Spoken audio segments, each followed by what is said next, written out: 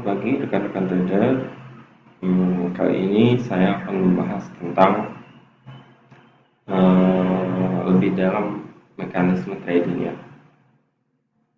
Jadi saya akan mendefinisikan tentang perdagangan kontrak dan fisik.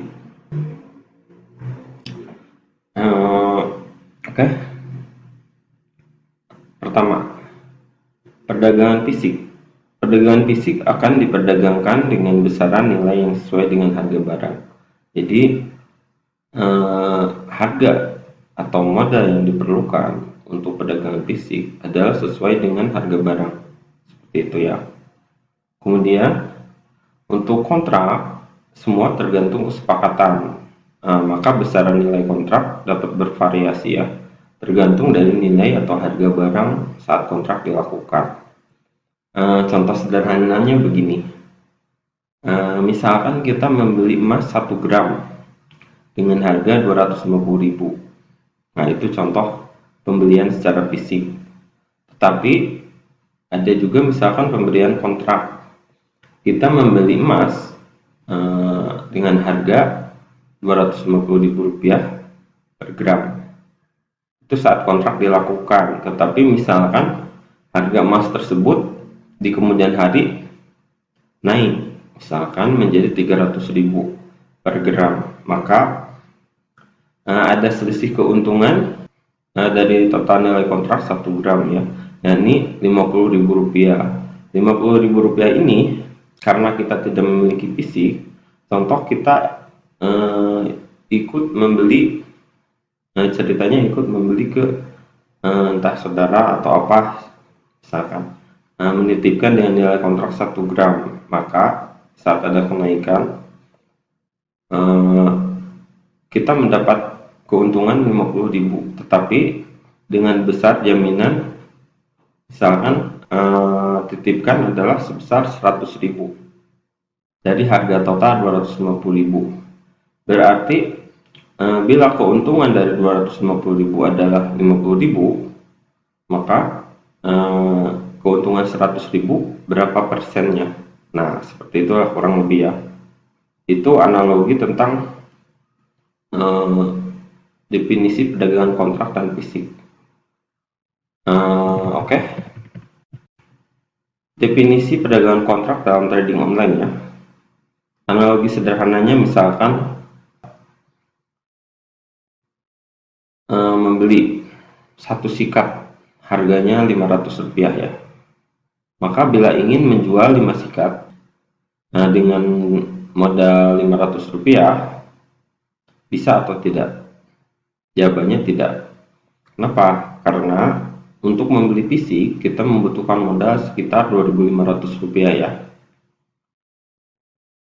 Jadi membelinya secara fisik kita butuh modal Rp2.500 atau setara nilai 1:1-nya dari harga sikat, yang mana harga sikat dan jumlah dana tersedia harus sesuai dengan harga sikat tersebut ya.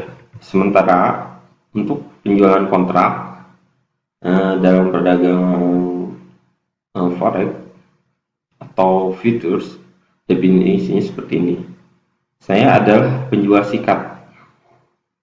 Saya memiliki toko sikat. Lalu Anda sebagai pembeli membeli sikat bukanlah untuk tujuan digunakannya, melainkan untuk dikomersikan kembali, dijual lagi.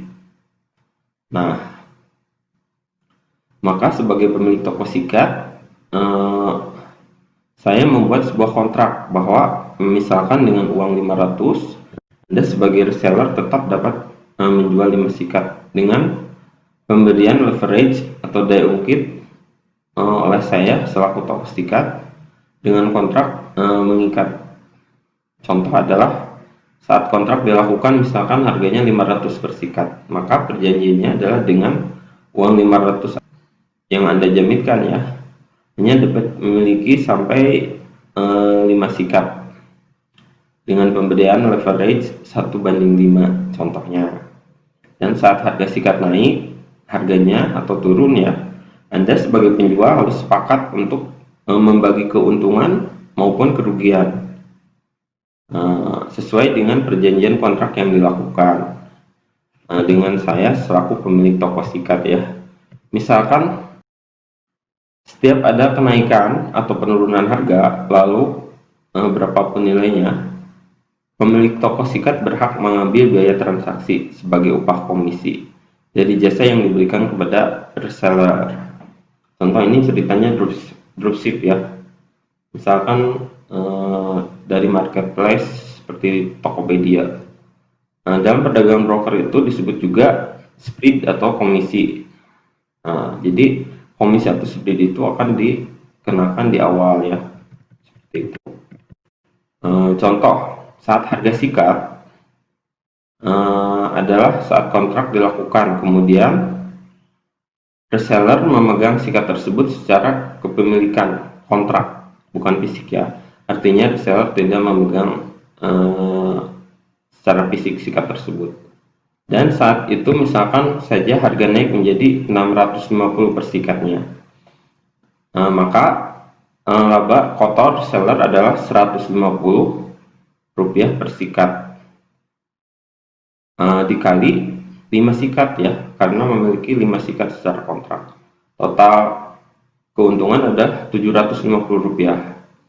Kemudian pemilik toko sikat akan menerima upah komisi sebesar, misal mematok harga 50 rupiah per transaksi ya.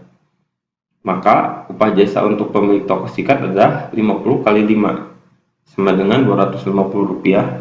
Maka keuntungan reseller dalam hal ini adalah 500 rupiah, artinya 100% dari modal yang dijaminkan ya. Sedangkan kalau misalkan kita membeli fisik untuk mendapatkan keuntungan 500, kita memerlukan modal 2.500 rupiah ya. Jadi sehingga menjadi tidak aneh kalau perdagangan forex, metal, futures, dan instrumen trading lainnya dapat memberikan return yang besar dalam waktu yang cepat. Namun semua itu berbanding lurus dengan besaran risiko yang diambil. Artinya, semakin besar keuntungan dalam waktu yang singkat, maka semakin besar juga kerugian yang dapat terjadi dalam waktu yang sangat singkatnya. Maka bijaklah untuk menggunakan leverage dengan sebaik-baiknya. Seperti itu kurang lebih definisi perdagangan fisik dan kontrak ya.